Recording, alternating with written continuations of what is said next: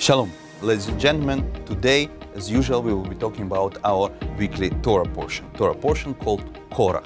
Yes, I know, you know, he is a very negative hero in the Torah, but after all, the whole entire Torah portion is named after him, after Korah.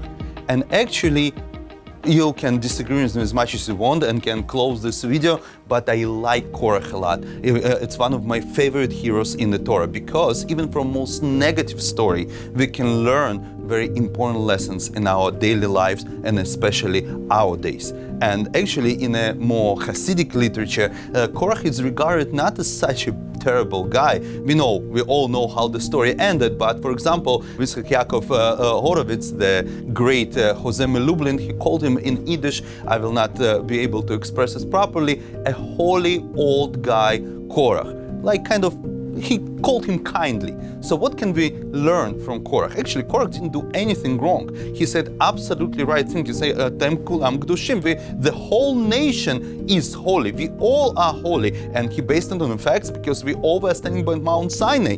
And what was wrong with this from the Moshe point of view? Why he disagrees with Korah? Korah says very positive things to the people that needs support, especially after the story of the spies that we were destined for 4 years in the desert.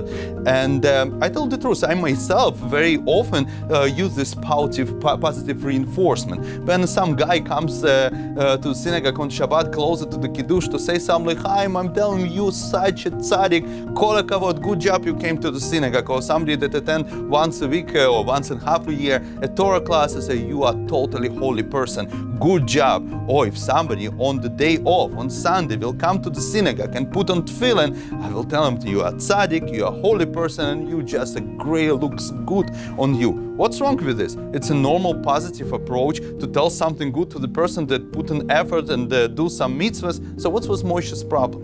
The Moshe's problem was the kind of shallow approach that Korah gives. We all like these key words today: equality, diversification, freedom, brotherhood, and so on. This is what Korah was telling. He was telling us all these stigmas that makes us think that he is a good guy.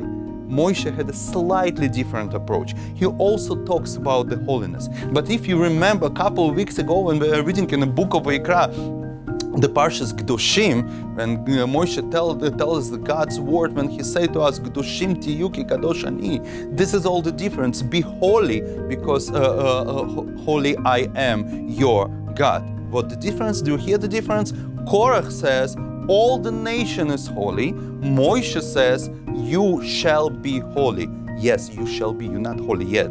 You should invest a lot of your time, effort to change yourself in order to become holy. And then in Parshas Kedoshim and later on, we have all these mitzvos how to be holy: Shabbos, kosher, daily life, daily Jewish routine, family life, be good to another person.